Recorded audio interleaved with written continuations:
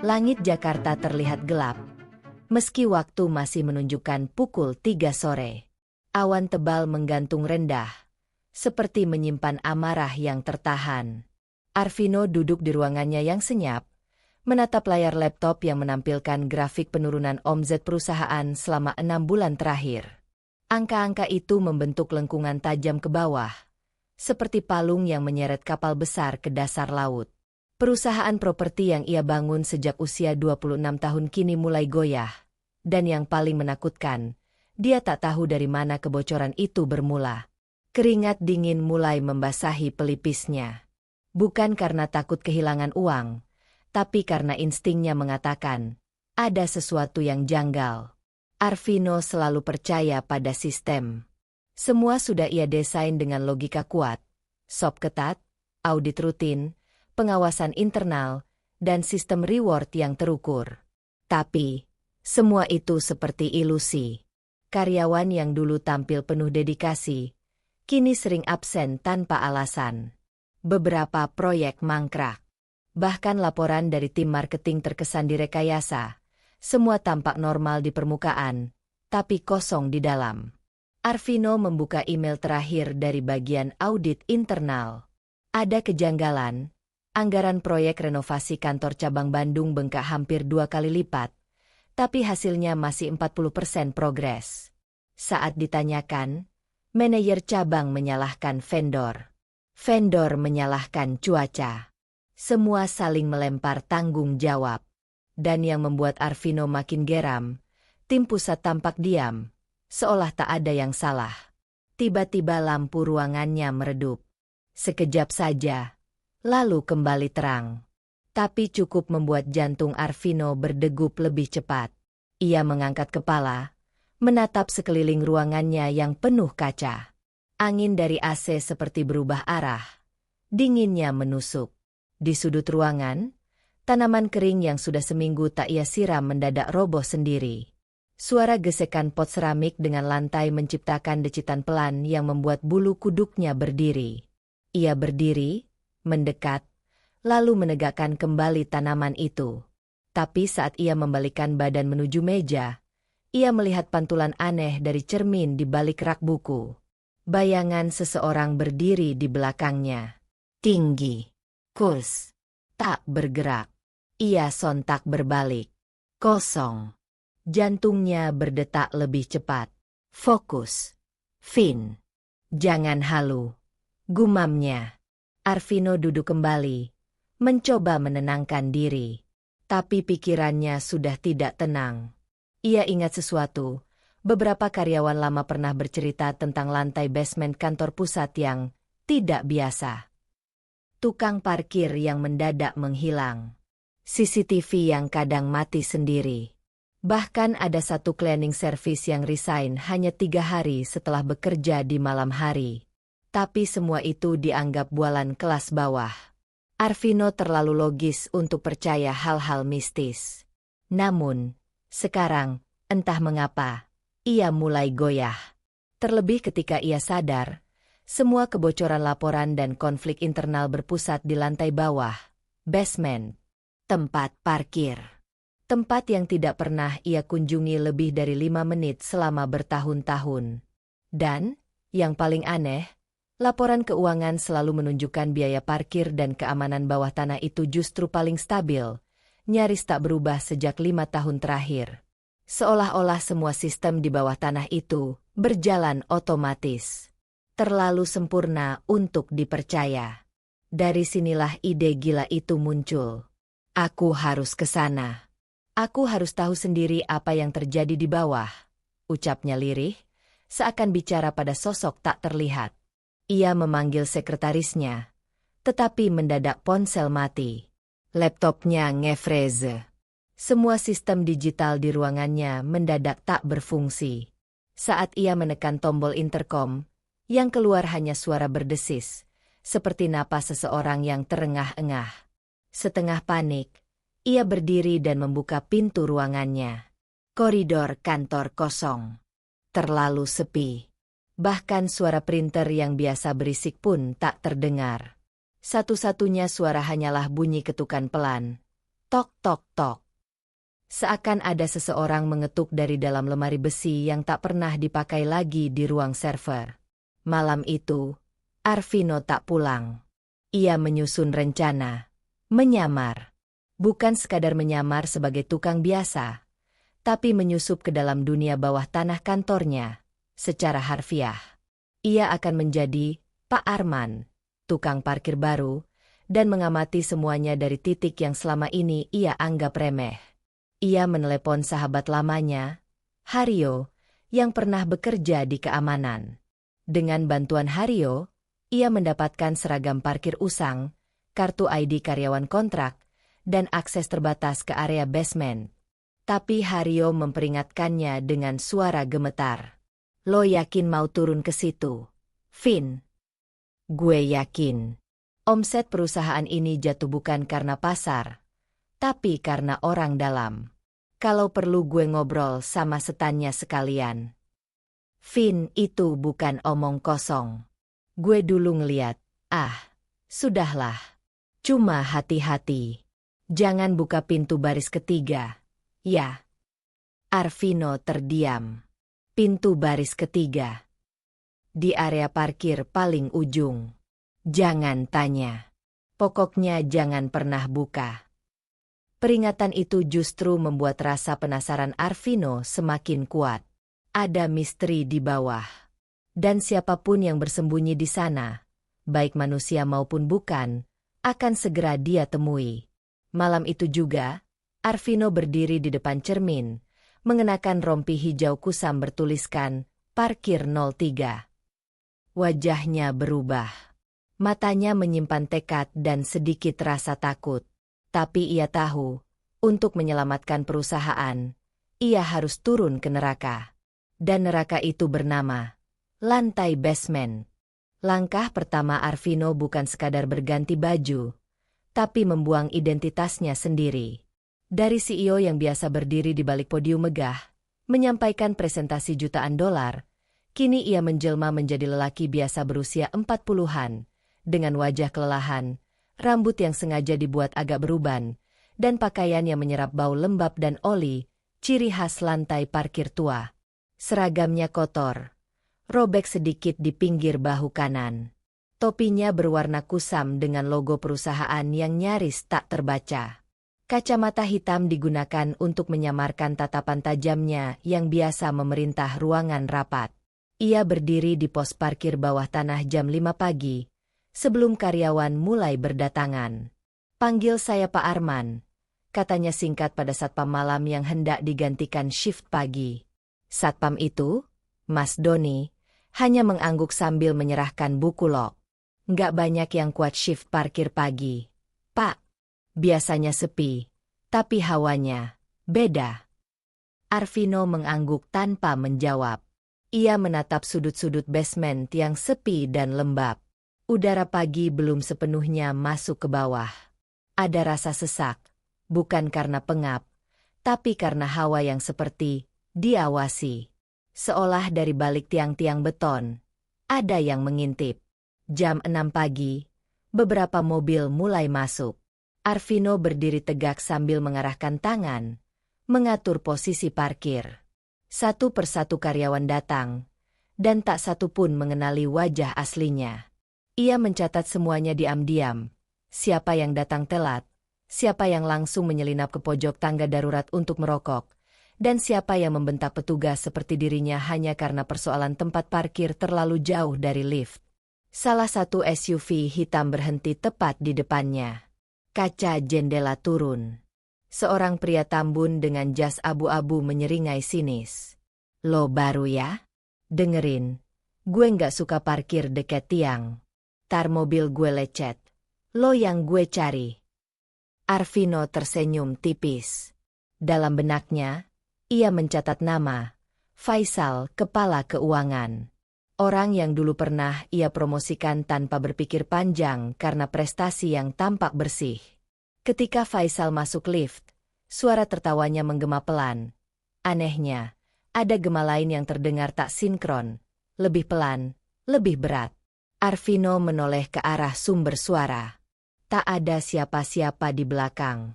Jam bergulir ke pukul 7.45. Lift utama sering terbuka dan tertutup. Tapi tak semua yang keluar dari lift berasal dari lantai atas. 2 kali Arvino melihat sosok wanita berpakaian putih lusuh keluar dari lift baris kiri. Wajahnya pucat, mata sayu, berjalan tanpa sepatu. Tapi saat ia mendekat untuk bertanya, sosok itu menghilang begitu saja di balik mobil box yang parkir di pojok gelap. Arvino mengucek matanya. Ia mulai meragukan kesadarannya. Tapi perasaan itu kembali hadir. Perasaan dingin di belakang leher. Seolah ada yang membisikkan sesuatu. Saat jam makan siang, ia duduk di sudut, pura-pura menikmati kopi sachet dari termos tua. Ia mendengar 2 staf divisi legal berbicara sambil merokok sembunyi-sembunyi. Lo tahu nggak, Pak Arvino itu katanya udah nyerah. Dengar-dengar, dia mau dijatuhin sama jajaran direksi sendiri. Emang lo pikir CEO kita segitu kuatnya? Semua laporan bisa direkayasa sekarang. Lihat aja, orang kayak Faisal aja bisa jadi kepala keuangan. Mereka tertawa. Arvino menunduk. Wajahnya gelap. Ia tidak marah karena dihina. Ia marah karena sadar betapa dalamnya kerusakan yang terjadi di tubuh perusahaannya. Pengkhianatan itu tidak hanya dalam bentuk korupsi atau manipulasi, tapi dalam bentuk budaya. Karyawan yang menghina tanpa tahu apa yang sedang dihadapi pimpinan mereka, manajer yang membentuk lingkaran kekuasaan sendiri, dan semua itu terjadi tanpa ada yang peduli. Menjelang sore, Arvino berkeliling sendiri ke area paling belakang basement. Tempat yang kata Hario harus dihindari. Tapi rasa penasarannya lebih kuat dari logika. Ia menemukan pintu besi bertuliskan, P3 Staff Only. Warnanya penuh karat. Ada bekas goresan seperti cakaran di bagian bawah daun pintu. Ia mencoba membuka. Terkunci. Tapi dari dalam, terdengar suara seperti suara napas. Berat, ritmis. Ia tempelkan telinganya. Hening. Kemudian, Arman. Arman. Suara perempuan. Serak, tapi jelas. Ia mundur dengan cepat, tapi terpeleset. Tubuhnya jatuh ke lantai semen. Punggungnya menghantam keras. Saat ia membuka mata, pintu itu terbuka sedikit. Tidak ada siapa-siapa. Tapi di lantai, ada bekas kaki. Telanjang. Penuh lumpur. Dan basah darah. Arvino bangkit dengan napas tersengal. Ia tidak tahu apakah ini bagian dari mimpi buruk atau realita yang lebih kelam dari yang pernah ia bayangkan. Tapi satu hal yang pasti, apa yang rusak di perusahaan ini bukan hanya manusia. Ada sesuatu yang lebih tua, lebih gelap, yang bersemayam di dalam lantai parkir ini. Dan mungkin, selama ini, perusahaan itu tidak pernah miliknya, melainkan milik sesuatu yang hidup di bawah. Dan sekarang, ia sudah masuk terlalu dalam. Jam menunjukkan pukul 7.01 saat Arvino menyalakan buku log kehadiran manual di pos parkir. Hawa dingin di basement menusuk lebih dari biasanya. Semburat bau logam tua bercampur oli dan debu kering membuat paru-parunya terasa berat tiap kali menarik napas dalam. Dari monitor kecil yang tersambung ke kamera parkir, satu persatu mobil mulai bermunculan. Tapi tak ada kegaduhan. Suasana kantor pagi itu tetap senyap, nyaris menyerupai pemakaman. Hanya saja alih-alih nisan, yang ada hanyalah tiang-tiang beton berlumut yang mengurung. Pukul 7.13, seorang pria muda berseragam rapi melangkah cepat melewati Arvino tanpa menyapa. Di belakangnya, 2 perempuan dari divisi marketing menyusul sambil tertawa kecil. Aroma parfum mereka menyatu dengan dingin udara bawah tanah. Semuanya melewati sistem absensi di lobi atas. Namun sebelumnya sudah menitipkan ID mereka ke temannya yang datang lebih awal, yang berarti secara sistem, mereka terdaftar sebagai on time. Arvino memperhatikan pola ini selama 3 hari berturut-turut. Setidaknya 40% karyawan melakukan absensi titipan. Bahkan ada satu staf yang datang pukul 8.40, dengan santai berjalan ke lift sambil mengunyah donat, tanpa rasa bersalah sedikit pun. Saat Arvino mencoba menegur sopan dengan nada tukang parkir biasa, karyawan itu menatapnya sejenak lalu menyeringai. "Bukan urusan lo, Pak. Gaji lo dari mana sih?" "Dari gue juga. Tahu." Kalimat itu seperti tamparan, tapi Arvino menelannya bulat-bulat. Ia mencatat nama yang tertempel di ID karyawan tersebut. Yogi, Divisi Kreatif. Dulu pernah ikut sesi pelatihan langsung dengannya. Sekarang jadi salah satu biang keladi budaya kerja yang membusuk. Yang membuat Arvino makin muak adalah manajer-manajer yang justru ikut menormalkan keterlambatan itu. Kepala operasional, Pak Reno, datang jam 9 dengan dalih meeting eksternal.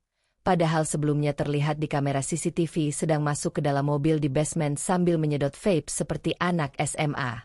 Arvino hanya bisa memperhatikan dari jauh. Diam dalam seragam rompi yang menyerap keringat dingin tubuhnya. Namun pagi itu, suasana berubah. Sekitar pukul 9.10, lift paling kanan mendadak mati. Terjebak di lantai basement. Suaranya bergetar. Lampu di dalam lift berkelap-kelip. Seorang karyawan perempuan berteriak minta tolong dari dalam. Arvino segera berlari ke arah lift bersama dua petugas keamanan. Tapi yang aneh, saat mereka sampai, lift itu kosong. Tak ada siapapun di dalam. Padahal dari CCTV yang baru saja ia pantau 5 menit sebelumnya, jelas terlihat wanita dengan seragam bagian administrasi masuk ke dalam lift sambil memainkan ponsel. Sekarang, hilang begitu saja. Salah satu satpam, Mas Doni, ikut menggigil saat membuka pintu lift secara manual. "Pak, saya nggak bohong. Saya juga lihat dari kamera. Mbak Sinta masuk ke lift ini barusan." "Udah coba cari ke atas?" tanya Arvino. "Belum. Tapi, kalaupun dia naik, sistem pencatat lift pasti merekam lantai tujuannya. Ini malah nggak ada sinyal apa-apa." Mereka saling berpandangan. Arvino berdiri di depan lift itu. Ada sesuatu yang dingin menjalar dari kaki ke lehernya. Di lantai lift, ada bercak, tidak besar, tapi cukup membuat perutnya bergejolak. Warnanya kecoklatan, seperti darah yang mulai mengering. Ia tak berani menyentuh. Tapi yang membuatnya benar-benar kehilangan kata-kata adalah tulisan kecil yang tergores di bawah tombol lift. "Yang datang telat, jangan berharap pulang." Arvino nyaris tak percaya. Goresan itu seperti diukir dengan benda tajam, bukan spidol atau cat. Ia tak tahu siapa yang membuatnya, dan sejak kapan tulisan itu ada. Tapi tak satupun petugas kantor memperhatikan atau menanggapinya. Seolah tak ada yang peduli. Pukul 10.47, Mbak Sinta akhirnya ditemukan. Ia duduk diam di pojok ruangan pantry lantai 2, menatap kosong ke dinding. Mulutnya bergetar, tapi tidak ada suara yang keluar. Ia tidak mengenali siapapun. Ia hanya bergumam pelan sambil menatap lantai. Dia bilang, telat bukan soal waktu tapi soal nyawa. Satu karyawan langsung pingsan mendengarnya. Beberapa lainnya mencoba membawanya ke klinik, tapi Arvino tahu, apapun yang telah dilihat Sinta, itu bukan gangguan medis biasa. Keesokan harinya, tanpa komando, beberapa karyawan mulai datang lebih pagi. Tapi anehnya, semakin banyak yang masuk pagi, semakin sering lift kanan itu mengalami gangguan. Terkadang pintunya membuka sendiri tanpa ada yang memencet tombol. Terkadang terdengar suara tangisan pelan dari dalam lift meskipun kosong. Arvino merasa seperti sedang masuk ke perangkap yang lebih dalam. Di satu sisi, ia sedang mencatat kebobrokan sistem manusia, disiplin yang ambyar, atasan yang cuek, karyawan yang malas. Tapi di sisi lain, ada sesuatu yang jauh lebih kelam, sesuatu yang seperti sedang membalas dengan caranya sendiri.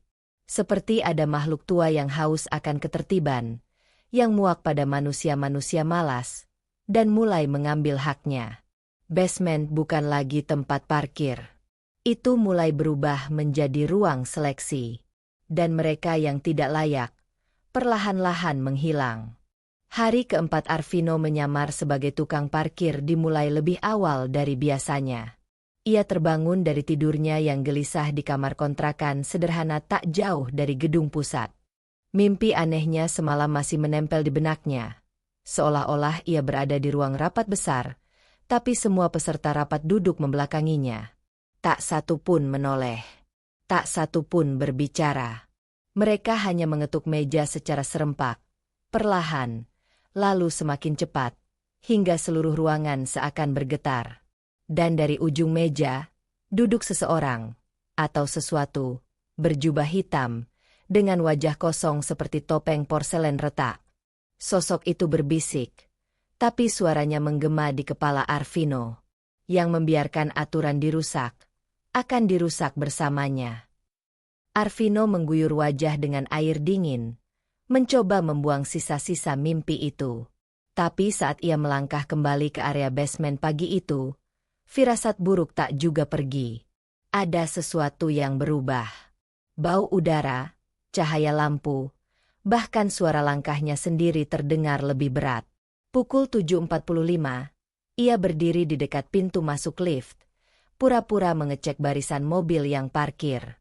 Ia melihat kepala HRD, Bu Elvira, turun dari sedan mewahnya. Rambutnya disanggul sempurna, dengan bibir merah menyala dan langkah angkuh. Ia berbicara keras lewat ponsel. Ya udah, cuti aja seminggu. Gampang, tinggal aku tanda tangan. Biarin aja si Niko backup, toh dia juga nggak kerja apa-apa. Setelah Bu Elvira masuk ke dalam lift, Arvino mencatat. Ini sudah kali ketiga ia dengar cuti diberikan secara lisan tanpa form. Bahkan beberapa kali, ia dengar kabar dari karyawan bawah bahwa ada staf yang menghilang berhari-hari, tapi tetap mendapatkan tunjangan kehadiran. Dan yang paling gila, ada yang dapat bonus akhir bulan padahal hanya masuk 4 hari kerja. Ia juga mengamati bagaimana manajer lain, seperti Pak Dion dari divisi pengadaan, memperlakukan karyawan seperti pion catur. Semua proyek hanya diberikan ke anak emas-nya, terutama mereka yang pandai menjilat dan ikut nongkrong di luar kantor. Sementara mereka yang lebih kompeten dan punya etika kerja justru diasingkan. Siang itu, Arvino duduk di ruang parkir bersama petugas keamanan shift siang. Mereka makan bersama, dan salah satunya, Pak Darto, bercerita dengan nada rendah. Tahu nggak, Pak, manajer atas itu sekarang udah kayak raja. Peraturannya beda-beda. Ada yang di divisi mereka, telat nggak pernah dicatat.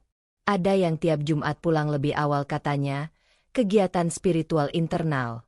Padahal karaokean. Mau ngomong ke siapa juga, semua udah saling backup. Arvino mengangguk. Kalau begitu, kenapa masih betah di sini, Pak? Pak Darto tertawa kecil. Tapi tawanya tidak lucu. Lebih mirip kesal yang ditahan bertahun-tahun. Karena yang keluar tanpa pamit, kadang nggak balik lagi. Beneran nggak balik. Bukan resign. Hilang. Diam-diam. Gaji terakhir juga nggak diambil. Ucapan itu mengendap seperti racun di dada Arvino. Malamnya, ia kembali menginspeksi bagian belakang basement. Kali ini, ia membawa senter kecil dan alat perekam suara. Ia ingin tahu lebih dalam, lebih nyata. Di balik tiang ketiga dari ujung, ada ruangan yang tak terdata di blueprint lama gedung. Pintu besinya berwarna hitam legam tanpa papan nama. Ketika ia mendekat, udara di sekitarnya berubah drastis, lebih dingin, dan terasa berat. Ia mendorong pintu perlahan. Tidak terkunci. Di dalam, sebuah meja panjang berdiri di tengah ruangan. Tidak ada kursi. Hanya deretan figur boneka kayu di sepanjang dinding, masing-masing mengenakan miniatur seragam kerja dari divisi berbeda. HR, keuangan, logistik, hingga teknis. Semua boneka berdiri tegak, menghadap ke arah meja. Dan di atas meja itu, tergelar lembaran-lembaran kertas absensi. Tapi bukan nama asli karyawan yang tertera, melainkan nama-nama yang telah dihapus dari sistem perusahaan. Mereka yang konon resign, menghilang, atau dipindahkan tanpa jejak. Di ujung meja, terdapat satu kertas berbeda, bertuliskan tangan. Aturan yang dikhianati akan menuntut bentuknya sendiri. Hukum perusahaan adalah darah. Bila diubah seenaknya, maka ia akan menuntut tumbal. Arvino mundur perlahan. Tapi suara berat seperti kayu digeret menghentikannya. Ia menoleh ke belakang. Salah satu boneka kayu jatuh dari rak. Kepalanya retak. Dari dalam retakan itu, mengalir cairan merah kental, darah segar. Mustahil, tapi nyata. Lampu senter Arvino berkedip. Ia merasa seperti diawasi. Tidak oleh manusia, tapi oleh sesuatu yang lebih tua, lebih marah, dan lebih sabar dalam membalas. Ia keluar dari ruangan itu terburu-buru. Nafasnya memburu. Namun saat hendak kembali ke pos parkir, seseorang menyentuh bahunya dari belakang. Ia menoleh cepat. Seorang perempuan muda berdiri di sana.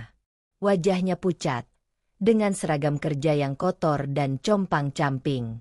"Pak, bantu saya," ucapnya lemah. "Saya dulu dari divisi HRD. Saya cuma tidak mau ikut main aturan kotor. Mereka bilang saya cuti. Tapi sebenarnya..." Belum sempat kalimatnya selesai, tubuh perempuan itu mendadak ditarik ke kegelapan di balik tiang beton, seperti disedot oleh kekuatan tak terlihat. Hanya jeritannya yang tertinggal, menggema panjang, sampai bergema di seluruh lantai basement. Dan di tempat perempuan itu menghilang, Arvino menemukan ID card usang bertuliskan Rini Wijayanti, HR Staff. Cuti sejak 18 bulan lalu. Namun dalam database perusahaan, nama itu sudah dihapus.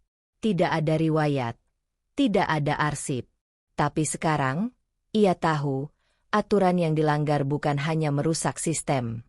Ia sedang berhadapan dengan sesuatu yang membenci kekacauan. Dan satu persatu yang ikut dalam permainan kotor itu akan dibungkam. Hari kelima penyamaran Arvino dimulai dengan suara deru mobil mewah yang masuk ke area basement seperti peluru. Jam baru menunjukkan pukul 7.15. Dan suasana pagi masih diselimuti kabut tipis dari sisa hujan semalam. Lantai basement licin, aroma tanah basah bercampur bau oli membuat atmosfer makin pengap. Seperti biasa, Arvino, dalam balutan rompi parkir yang semakin kotor dan berlubang di bagian punggung, berdiri dengan tangan kanan terangkat, memberi isyarat parkir pada kendaraan yang datang. SUV hitam berhenti tepat di depannya. Dari dalam, turun seorang pria berperut buncit dan berwajah masam. Pak Gary, manajer senior divisi pembelian, terkenal di kalangan bawahan sebagai sosok arogan yang gemar menyalahkan orang lain, terutama staf kontrak. Baru saja Arvino menunjuk spot parkir, Pak Gary membuka jendela dan langsung membentak. "Hei, mata lo taruh di mana? Itu mobil gue lecet kena pembatas. Goblok amat sih kerja lo cuma begini doang." Bentaknya sambil menunjuk sisi kanan mobil yang terdapat goresan tipis, padahal sudah tampak jelas bahwa bekasnya lama dan berdebu. Arvino hanya diam, menunduk. Bukan karena takut, tapi karena ingin menyimpan rasa jijik dan amarahnya di balik wajah Pak Arman. Pak Gary tak henti menghina. "Kalau lo gak becus, mending balik jadi pemulung aja. Tukang parkir aja gak bisa kerja bener." Suara bentakan itu menggema di basement yang lengang. Beberapa karyawan lain ikut melirik, tapi tak satu pun yang berani menyela. Beberapa bahkan tersenyum simpul, seperti mengamini penghinaan itu sebagai hiburan pagi. Salah satu staf wanita dari divisi legal bahkan berbisik sambil tertawa. Mendingan Pak Arman itu disuruh bersih-bersih WC aja. Kayaknya otaknya ketinggalan di stasiun. Arvino berdiri kaku.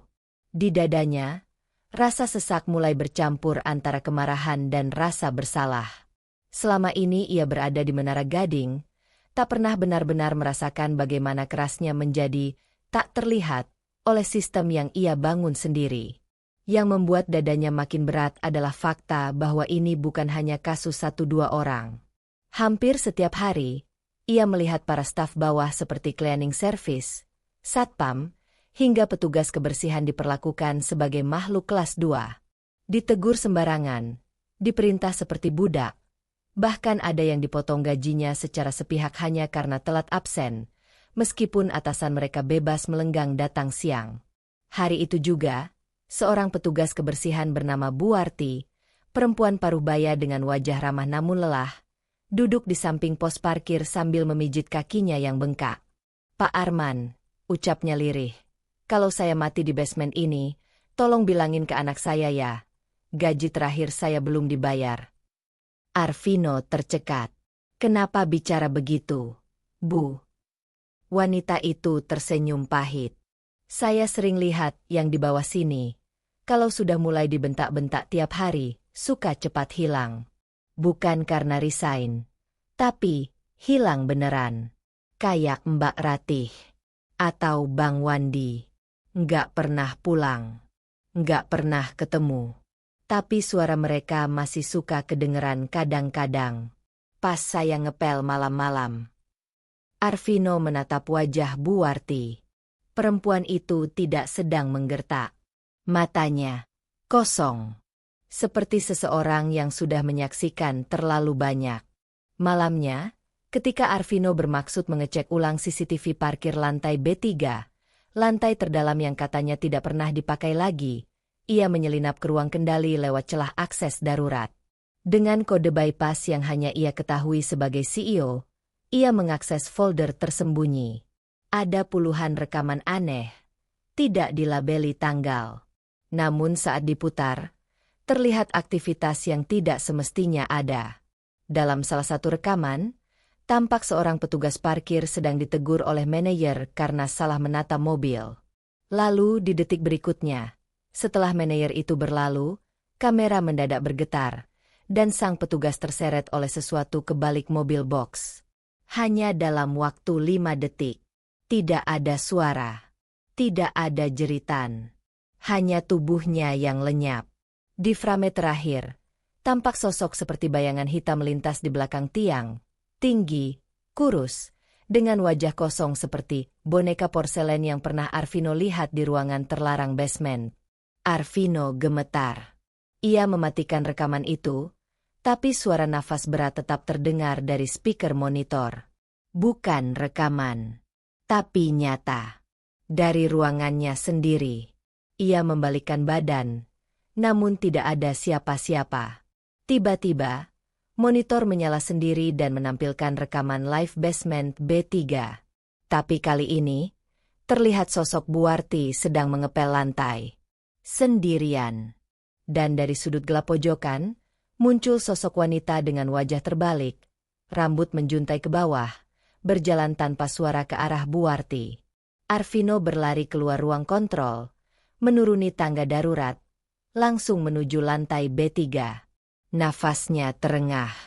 Jantungnya berdegup seperti palu godam. Saat ia tiba, lantai B3 kosong.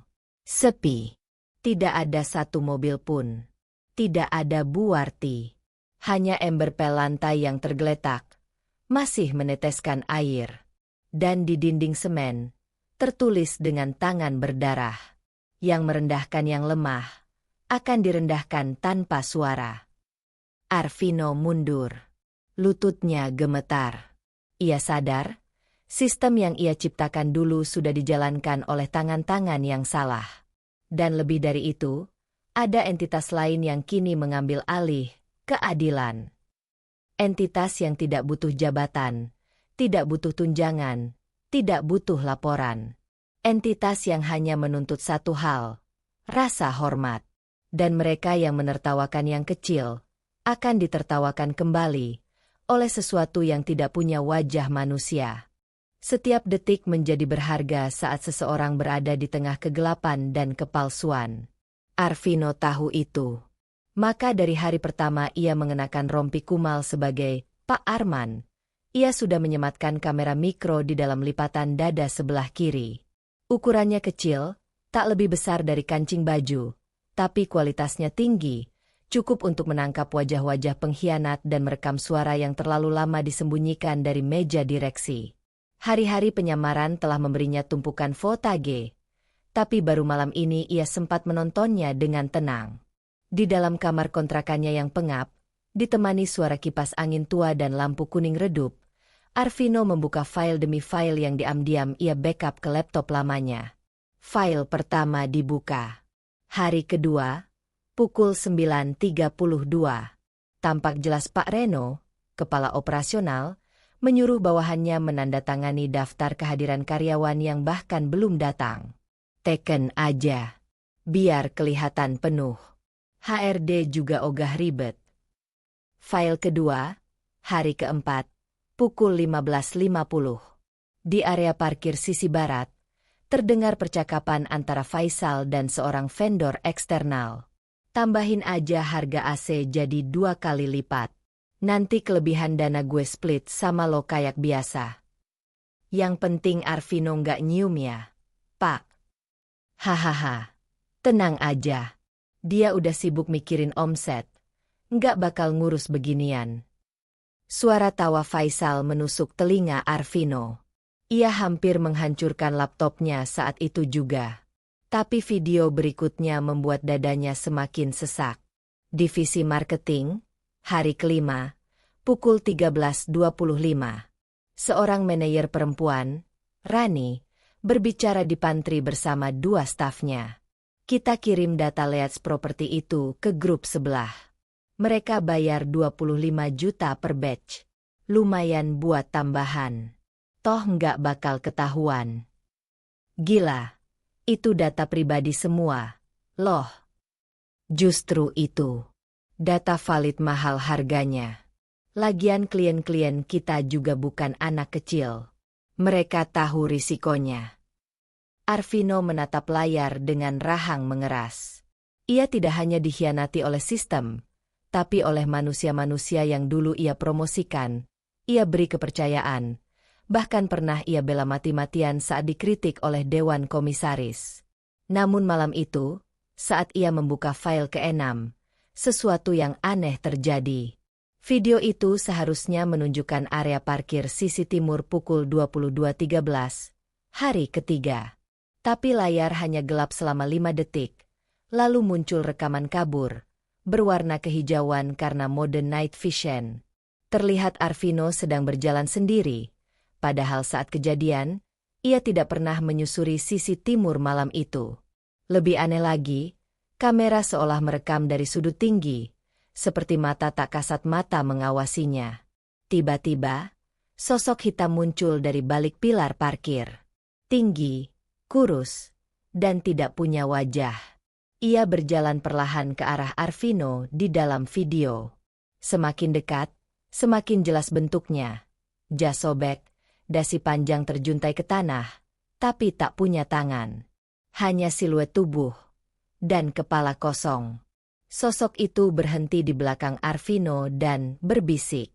Namun bukan dalam bahasa manusia. Rekaman terdengar seperti suara rekahan kayu, gemeretak tulang, dan napas berat yang menggema. Lalu, dari speaker laptop, suara itu berubah menjadi satu kalimat, dalam suara Arvino sendiri. Kau lihat mereka. Kau biarkan. Sekarang giliranmu. Layar laptop mati mendadak. Lampu kamar kontrakan berkedip. Kipas angin berhenti. Dan dari pojok kamar, suara desis pelan terdengar. Arvino berdiri cepat, meraih senter, menyorot ke sudut ruangan. Kosong. Tapi udara berubah. Lebih dingin, lebih berat, seperti seseorang sedang menatap dari balik tembok. Ia menutup laptop, menarik napas dalam, dan keluar kamar menuju kantor pusat. Ia tidak bisa tidur malam itu. Ada sesuatu yang harus ia lakukan. Pukul 1.03, ia tiba di basement kantor. Sendirian. Dengan hanya mengenakan rompi dan ID palsu, ia menyusup masuk lewat pintu belakang. Langkahnya gemetar. Setiap bayangan terasa hidup. Tapi ia tahu, ini saatnya menembus batas. Ia menuju ruangan kontrol CCTV. Tidak ada petugas jaga. Layar-layar CCTV menyala sendiri, menampilkan area-area kosong. Tapi dari satu layar di sudut kanan atas, Arvino melihat sesuatu yang membuat dadanya hampir pecah.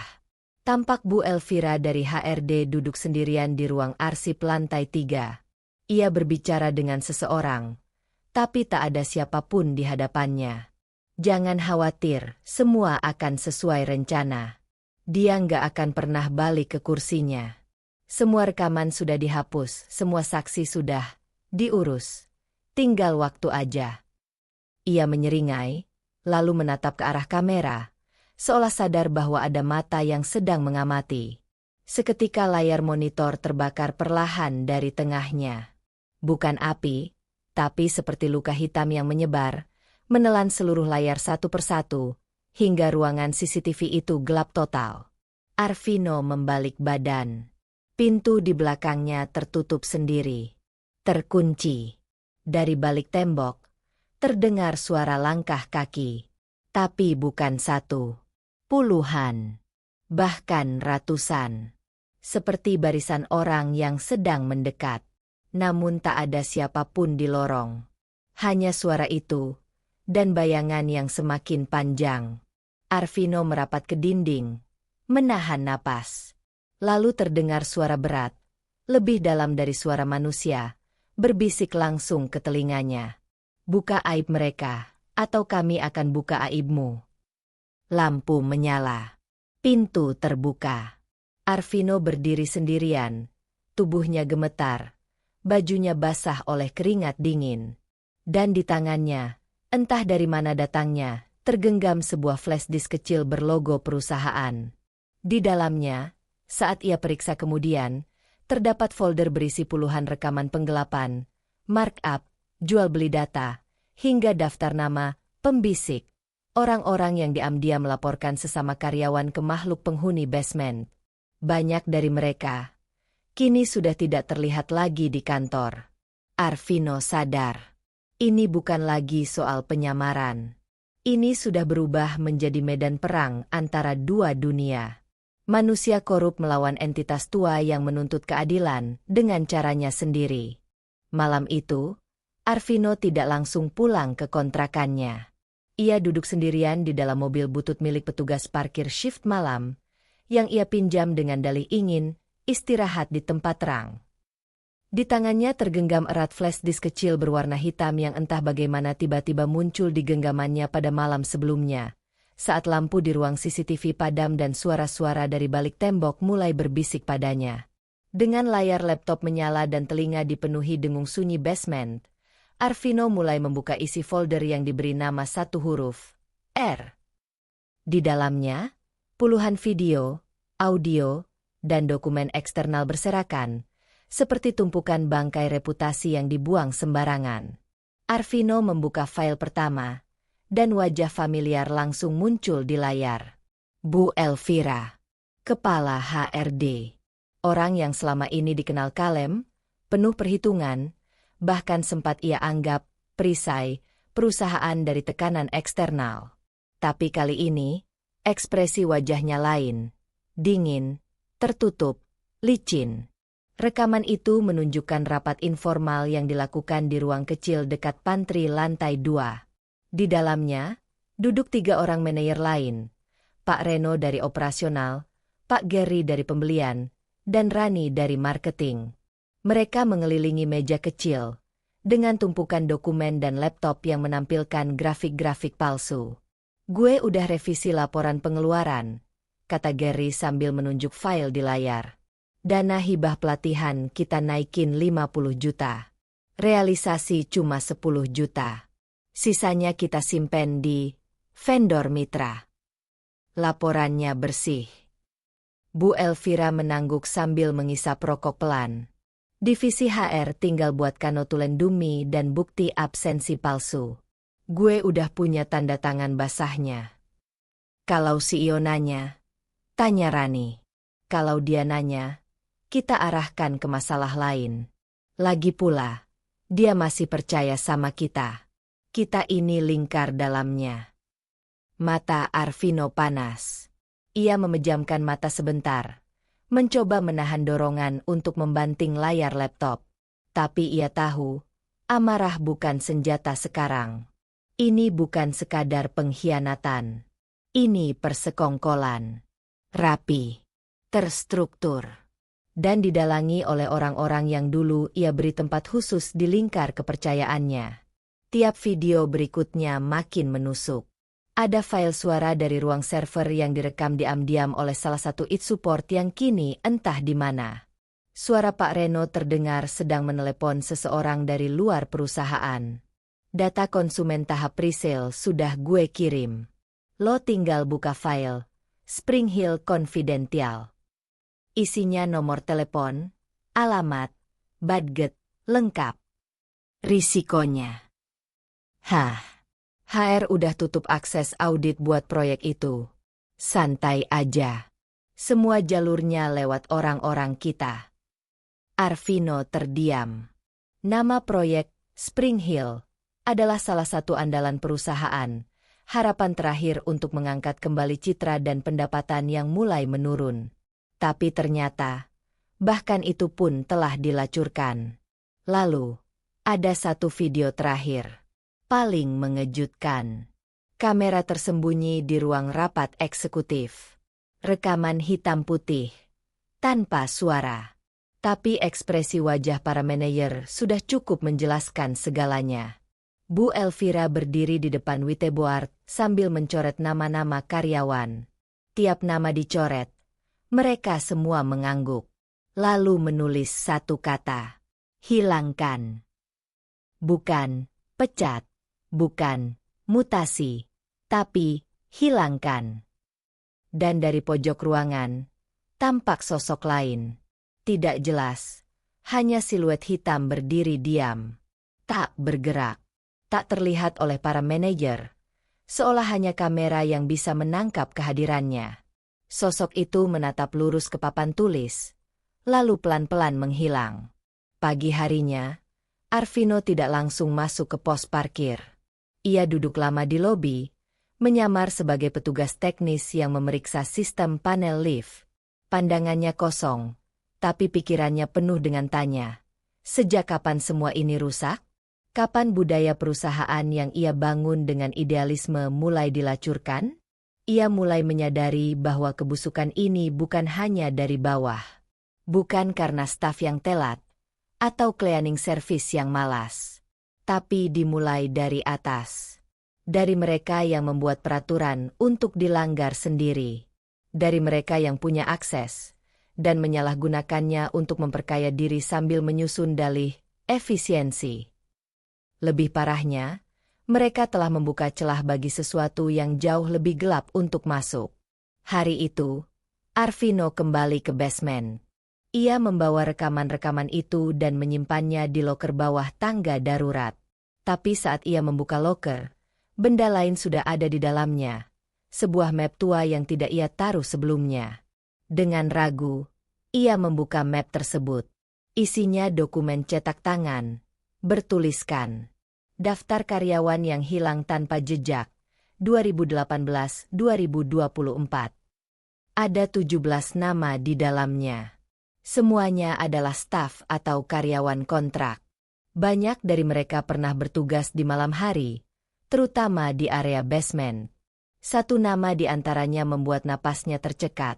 Rini Wijayanti. Staf HRD yang cuti dan kemudian menghilang secara misterius, yang sosoknya pernah muncul di depan Arvino di babak sebelumnya. Di bagian akhir dokumen, ada sebuah catatan tangan yang tidak asing. Yang lenyap tidak semuanya mati. Sebagian tinggal bersama kami. Mereka yang tak didengar, kini menjadi pengawas. Arvino memandang sekitar basement yang kosong. Tapi heningnya bukan seperti sepi biasa. Lebih seperti panggung sebelum pertunjukan horor dimulai. Dari balik deretan mobil gelap, Terdengar suara ketukan pelan, seperti kuku yang menggesek logam. Lalu diikuti suara seperti anak kecil bernyanyi. Atasan rakus, bawahan menangis. Yang mencuri kepercayaan akan dikubur di bawah tangga besi. Arvino menatap ke arah tangga darurat. Dari celah bawah anak tangga ke-13, terlihat sepasang mata mengintip. Bukan mata manusia. Bola matanya bening seperti kaca, tanpa kelopak, hanya pandangan kosong, seolah menuntut balas. Arvino tahu, waktunya tidak lama. Ia sudah tahu terlalu banyak, dan mereka yang tahu, tidak akan dibiarkan lepas begitu saja. Sekarang bukan hanya tentang penyamaran. Ini adalah jalan pulang ke neraka yang ia bangun dengan tangannya sendiri, batu bata demi batu bata, dari kepercayaan yang ia tabur dan pengkhianatan yang tumbuh liar seperti jamur busuk di dalam tembok perusahaan. Dan dari bawah tanah itu, sesuatu sudah terbangun. Dan ia lapar.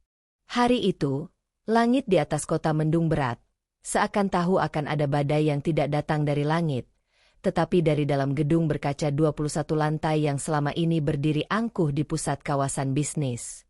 Jam menunjukkan pukul 7.55 saat satu persatu manajer mulai memasuki lobi utama. Sebagian masih mengantuk, sebagian lain sibuk dengan ponsel masing-masing, tak tahu bahwa pagi itu bukan pagi biasa. Mereka baru sadar ada yang tak beres ketika seluruh akses lift ke lantai direksi mendadak terbuka bersamaan, dan di layar notifikasi sistem terpampang satu kalimat merah besar. Wajib hadir. Rapat mendadak pukul 8, ruang rapat utama. Tidak ada nama pengundang. Tidak ada agenda. Tapi semua merasa dipanggil. Bu Elvira dari HRD sempat mengerutkan kening. Siapa yang bikin ini? Saya nggak ada buat jadwal. Pak Reno mencoba menelepon sekretaris CEO. Tapi ponselnya hanya berbunyi 3 kali lalu mati. Pak Gary terlihat gusar. Bisik-bisik dengan Rani. Namun semuanya tetap berjalan ke ruang rapat utama di lantai 20. Tidak ada yang berani absen. Entah kenapa. Pagi itu rasanya terlalu sunyi. Terlalu dingin. Bahkan suara pendingin ruangan pun seakan mati. Jam dinding menunjukkan pukul 8 tepat saat pintu ruang rapat menutup otomatis. Klik. Terkunci dari dalam. Ruangan itu besar. Mewah. Dengan satu layar LCD raksasa tergantung di dinding. Biasanya digunakan untuk presentasi laporan keuangan atau grafik penjualan. Tapi pagi itu, layar menyala sendiri dan menampilkan wajah yang sudah lama tidak mereka lihat. Arvino. Namun bukan Arvino yang biasa mereka kenal, dengan setelan jas mahal dan rambut disisir rapi. Yang tampak di layar adalah rekaman. Seorang pria dengan rompi parkir kumal, wajah kotor, berdiri di bawah hujan di basement. Lalu disambung dengan berbagai potongan video. Mereka semua terpaku. Di layar, suara Pak Reno terdengar memerintah staf untuk manipulasi data kehadiran. Lalu wajah Gary sedang menerima amplop coklat dari vendor sambil tertawa kecil. Kemudian video Rani, membisiki vendor luar soal data konsumen eksklusif. Muka Bu Elvira menegang ketika muncul rekaman dirinya mencoret nama-nama karyawan di papan tulis dengan kata, hilangkan. Tak ada suara di ruang rapat selain suara dari video. Semua tertunduk. Wajah pucat. Bahkan Rani sempat berdiri hendak menonaktifkan layar. Namun remote tak berfungsi. Pintu tak bisa dibuka. Lalu dari belakang layar muncul bayangan. Arvino. Namun kali ini nyata, bukan video. Ia membuka pintu kecil rahasia di balik panel dinding dan melangkah masuk perlahan. Mengenakan jas hitam dengan dasi merah gelap, wajahnya bersih, rambut klimis seperti biasa. Tapi matanya, mata itu menyimpan neraka. Saya duduk bersama kalian selama 7 hari. Di bawah tanah. Sebagai Pak Arman. Tukang parkir yang kalian hina, yang kalian bentak, yang kalian remehkan. Semua menatapnya dalam diam. Tak satu pun berani menegur.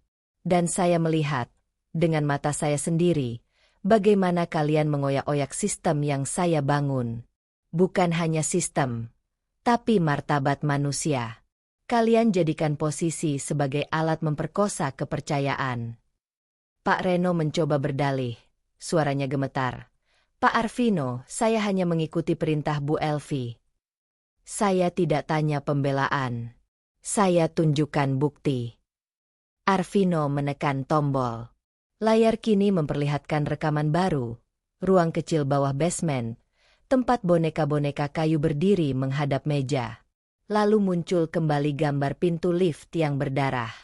Jeritan Mbak Sinta. Goresan di tembok bertuliskan, yang datang telat, jangan berharap pulang. Para manajer mulai gemetar. Bu Elvira berusaha berdiri, tapi kursinya seperti menempel. Tak bisa digeser. Rani menggenggam lengan Pak Gary, yang mulai berkeringat dingin. Lalu, lampu ruangan berkedip. Monitor mati. Pendingin ruangan mati. Dan, dari ventilasi di langit-langit, muncul suara seperti serangga merayap. Arvino menatap mereka tajam. Kalian pikir saya datang sendirian? Lalu terdengar suara tangisan dari balik tembok. Seorang perempuan mengerang pelan. Disusul bisikan-bisikan tanpa asal. Kami adalah suara-suara yang kalian bungkam. Kami adalah tulang-tulang yang kalian kubur dengan laporan palsu. Kami tidak mati. Kami menunggu. Pak Gary berdiri. Panik. Apa ini mainan lo, Vin? Lo ngancam kita. Arvino menatapnya tanpa berkedip. Saya tidak perlu mengancam. Mereka yang kau hilangkan, sudah cukup bicara. Tiba-tiba lampu mati total. Hening. Gelap. Dan dalam kegelapan itu, terdengar kursi terseret. Lalu satu persatu manajer mulai menjerit. Rani hilang di bawah meja. Pak Reno, tubuhnya terangkat ke langit-langit, mengambang, lalu dibanting tanpa terlihat oleh siapapun. Bu Elvira berteriak sambil membaca doa, namun dari mulutnya keluar lembaran-lembaran absen palsu, basah oleh darah. Satu-satunya yang tersisa di ruang itu adalah Arvino. Ia berdiri di tengah ruangan, dikelilingi jeritan, bayangan, dan layar monitor yang kini menampilkan satu pesan. Keadilan yang tak ditegakkan, akan ditegakkan oleh mereka yang tak terlihat. Jam berdentang pukul 9 saat pintu ruang rapat terbuka sendiri. Beberapa staf yang penasaran masuk, namun mendapati ruangan kosong. Tak ada satupun manajer di dalam. Hanya Arvino, berdiri diam, menatap jendela besar di balik ruang rapat. Ketika salah satu staf bertanya, "Pak, rapatnya batal." Arvino hanya berbalik dan berkata pelan, "Rapatnya sudah selesai. Dan mereka sudah diberi laporan terakhir." Ia berjalan keluar tanpa menoleh. Di belakangnya, layar menyala satu kali lagi, menampilkan wajah para manajer yang hilang berubah menjadi boneka kayu. Berdiri diam, menghadap ke dinding kosong. Satu persatu. 3 hari setelah rapat pagi, yang tak pernah dicatat di kalender resmi kantor, suasana di gedung pusat Arvino Property berubah drastis. Tidak ada lagi senyum-senyum palsu dari manajer yang biasa menghampiri resepsionis, hanya untuk pamer gaya hidup. Tidak ada lagi tawa kosong dari pantry lantai 5 yang dulunya seperti ruang gosip. Bahkan suara dering telepon pun terdengar berbeda. Pelan, berhati-hati, seolah takut mengganggu sesuatu yang kini mengawasi. Dari lantai 20, Arvino kembali duduk di kursi CEO-nya, kali ini tanpa kebanggaan. Ia menatap dokumen di meja panjang kaca yang tampak seperti meja otopsi korporat. Tumpukan kertas berisi laporan final dari tim penyelidik internal, yang sejak hari itu telah digantikan oleh komite independen baru. Komite ini ia bentuk semalam penuh tanpa tidur, melibatkan auditor forensik luar, pakar psikologi organisasi, dan, secara tak lazim, 2 orang OB senior dan 1 satpam malam bernama Pak Wahyu. Keputusan itu bukan formalitas. Pak Wahyu adalah satu-satunya orang yang sempat memperingatkan Arvino saat masih menjadi Pak Arman tentang lorong tua di basement yang tak boleh dilewati saat jam menunjukkan pukul 3.13 pagi. Bukan karena hantu, katanya saat itu, tapi karena orang-orang yang dulu bekerja di sana belum tentu sepenuhnya pergi. Pagi itu, pengumuman resmi dikeluarkan. Terhitung sejak hari ini, beberapa manajer senior, termasuk kepala divisi HRD dan operasional, diberhentikan secara tidak hormat dengan penyelidikan lanjutan atas dugaan pelanggaran etik dan kriminal. Komite Khusus Reformasi akan mengambil alih perbaikan SOP perusahaan selama 6 bulan ke depan. Di layar lobi, wajah-wajah familiar mendadak menjadi buram. Foto mereka ditarik dari direktori. Nama mereka dihapus dari database kantor. Seolah-olah mereka tidak pernah ada. Namun desas-desus menyebar. Ada yang bilang, mereka tidak hanya dipecat, mereka juga menghilang. Tak pernah pulang. Keluarga pun tak tahu di mana mereka berada. Beberapa staf berani bertanya, "Pak, yang kemarin itu kemana?" Arvino hanya menjawab datar, "Sudah keluar sistem." Komite Reformasi bekerja cepat. Sistem absensi biometrik diganti total. Sekarang menggunakan face recognition dengan verifikasi acak waktu. Data gaji dan bonus hanya bisa diakses dengan otorisasi dua pihak, direksi dan auditor. Jalur komunikasi internal disaring dengan firewall baru yang memblokir segala bentuk pengiriman data keluar tanpa izin tertulis. Vendor-vendor lama diputus kontraknya.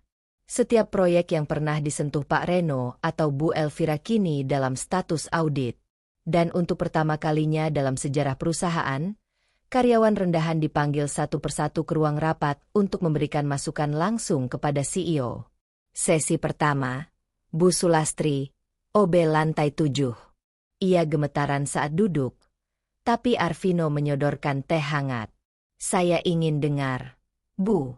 Bukan formalitas. Apa yang Ibu lihat? Apa yang Ibu tahu?"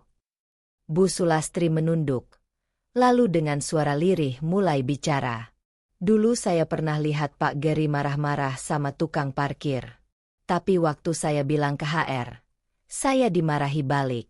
Dibilang jangan ikut campur urusan orang penting." Ia berhenti sebentar. "Tapi waktu itu, saya juga pernah lihat sesuatu, bukan manusia, Pak. Malam-malam. Di toilet belakang pantry. Bayangan tinggi banget. Diam, berdiri ngadep kaca. Tapi nggak ada mukanya. Pas saya lihat, dia nunjuk ke saya. 3 hari kemudian. OB shift malam, Mbak Rini, nggak pernah datang lagi." Arvino tidak menjawab. Ia hanya menuliskan sesuatu di buku catatan hitamnya, lalu berdiri dan menjabat tangan Bu Sulastri dengan hormat. Malam harinya, Arvino memanggil semua staf OB, teknisi, dan satpam ke basement B2. Mereka berdiri mengelilingi satu kotak kayu besar yang ditutup kain hitam.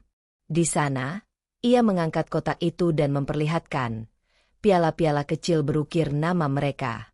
Di bawahnya, tertulis, "Karyawan teladan, mereka yang melihat, mendengar, dan tetap jujur." Tangis pecah. Bukan karena piala itu mahal, tapi karena selama ini, keberadaan mereka tidak pernah dianggap cukup penting. Kini, mereka adalah pondasi baru dari perusahaan. Mereka yang paling dibutuhkan untuk membangun ulang dari reruntuhan. Namun, ada satu masalah yang belum selesai. Saat audit internal mengecek seluruh struktur file perusahaan, ditemukan satu partisi drive tersembunyi di server pusat. Di dalamnya hanya ada satu folder bernama Skakmat. Ketika dibuka, muncul rekaman video dari CCTV lama di ruang arsip tahun 2019. Terlihat Bu Elvira sedang menandatangani dokumen lalu, pelan-pelan, seseorang berdiri di belakangnya. Sosok gelap, berkepala miring, dengan jas panjang robek dan dasi melilit leher seperti tali gantung. Bu Elvira menatap kamera. Lalu sosok itu meletakkan tangannya di bahunya. Video berhenti. File tersebut tak bisa dihapus. Tiap kali dihapus, file itu muncul lagi, dengan nama berbeda. Bahkan saat server dimatikan, ikon folder itu tetap terlihat di layar monitor, menyala pelan seperti nadi. Pagi-pagi, Pak Wahyu mendatangi ruangan Arvino. Maaf Pak, semalam saya lihat sesuatu di lift service. Panel angka menyala sendiri, berhenti di lantai 13. Arvino mengangguk. Gedung ini cuma punya 12 lantai. Pak Wahyu tersenyum getir. Ya, tapi entitas di bawah itu mungkin sudah naik jabatan. Hari itu, Arvino menulis memo terakhir kepada seluruh karyawan. Kejujuran bukan cuma soal gaji dan jabatan, tapi soal siapa yang akan menjaga pintu ketika yang tak terlihat mulai ikut bekerja. Gedung itu kini lebih tenang, lebih bersih. Tapi semua tahu, bukan hanya karena sop baru, tapi karena ada mata lain yang terus mengawasi. Dan Arvino sudah tidak sendiri lagi menjaga perusahaan. Ia punya pasukan baru. Mereka yang pernah diabaikan. Dan mereka yang sudah tak bisa kembali. 3 bulan telah berlalu sejak rapat berdarah yang tak pernah tertulis dalam notulen resmi. 3 bulan sejak malam di mana ruang rapat lantai 20 menjadi saksi penghakiman tanpa hukum. Tidak ada lagi kabar dari manajer-manajer lama. Tidak juga dari Bu Elvira, yang konon terakhir terlihat berjalan sendirian di lorong basement dengan wajah kosong dan mata terbuka lebar, menatap langit-langit, seperti mendengarkan sesuatu yang tidak bisa didengar manusia biasa. Namun kehidupan di Arvino Property perlahan pulih. Bahkan, lebih dari itu, bangkit. Omzet perusahaan naik 28% dalam kuartal pertama setelah restrukturisasi. Proyek Spring Hill, yang sempat terancam skandal, kembali menarik investor setelah Arvino merilis pernyataan terbuka dan menunjukkan transparansi keuangan secara penuh. Dalam press conference pertamanya setelah menghilang selama hampir 2 bulan, Arvino menjawab semua pertanyaan media dengan satu kalimat yang menjadi kutipan nasional. Saya sempat menjadi tukang parkir di perusahaan saya sendiri, dan saya baru tahu, di bawah sana, banyak kebenaran yang terkubur. Kalimat itu viral. Tapi tidak semua tahu maknanya sepenuhnya. Di dalam perusahaan, perubahan terasa nyata. Sistem reward kini berdasarkan kontribusi nyata dan evaluasi silang dari berbagai divisi, bukan sekadar hasil rapat tertutup. Komunikasi vertikal dibuka, bahkan OB dan staf kebersihan kini mendapat sesi curhat mingguan langsung dengan perwakilan direksi. Semua karyawan wajib mengikuti pelatihan etika kerja dan anti korupsi, yang dibawakan bukan hanya oleh konsultan, tapi juga oleh mantan-mantan pekerja yang pernah diberhentikan karena praktik curang, yang kini tobat dan menjadi narasumber. Tiap Jumat sore, ada sesi cerita dari bawah di auditorium kecil. Di sana, Pak Wahyu menceritakan kejadian-kejadian aneh yang dialami para pekerja malam. Seperti lift yang bergerak sendiri, tumpukan laporan yang berubah isinya, dan suara-suara yang kadang muncul dari ruangan arsip tua. Tapi tidak ada lagi rasa takut. Justru, semua mulai percaya bahwa ada sesuatu di balik keberhasilan perusahaan. Sesuatu yang tidak tertulis di SOP. Sesuatu yang menjaga, selama dijaga. Suatu sore, Arvino berdiri di rooftop gedungnya. Angin lembut berembus, membawa aroma hujan yang tertahan. Ia melihat ke bawah, ke lahan parkir yang dulu menjadi markas penyamarannya. Kini, ia tak lagi memakai rompi kumal. Tapi di ruang kerjanya, rompi itu tergantung dalam bingkai kaca, diapit 2 foto. Foto kiri, dirinya sebagai Pak Arman, duduk di lantai sambil mencatat absensi karyawan. Foto kanan, wajah-wajah OB dan Satpam, tersenyum lebar dengan tangan mengepal. Di bawahnya tertulis, loyalitas bukan soal jabatan, tapi soal siapa yang tetap berdiri saat yang lain menyembunyikan wajah. Namun, sebagaimana semua kisah horor, kedamaian tak pernah benar-benar utuh. Suatu malam, saat Arvino bekerja lembur sendiri, ia membuka lemari arsip tua yang belum dibongkar sejak perombakan. Di dalamnya, tersembunyi satu map lusuh tanpa label. Tangannya gemetar saat menyentuhnya. Bukan karena takut, tapi karena map itu terasa hangat. Isinya adalah tumpukan foto hitam putih. Foto-foto karyawan lama. Nama-nama yang tidak ada dalam sistem. Beberapa tampak berdiri di area parkir. Beberapa lain di ruang arsip. Semuanya memandang ke arah kamera, dengan senyum yang aneh. Terlalu simetris. Terlalu lebar. Di balik salah satu foto, tertulis dengan tinta merah. Kami bekerja saat yang lain tidur. Kami mendengar saat yang lain bicara. Kami melihat saat mereka menutup mata. Saat itu juga, komputer Arvino menyala sendiri. Layar menampilkan folder baru di desktop. Do not delete. Ia membuka folder itu. Satu video pendek muncul. Tanpa suara. Hanya rekaman CCTV lantai 13. Lantai yang seharusnya tidak ada. Di sana, terlihat meja-meja kantor berjejer. Karyawan duduk rapi, mengetik dengan ritme sama. Tapi wajah mereka tidak punya mata.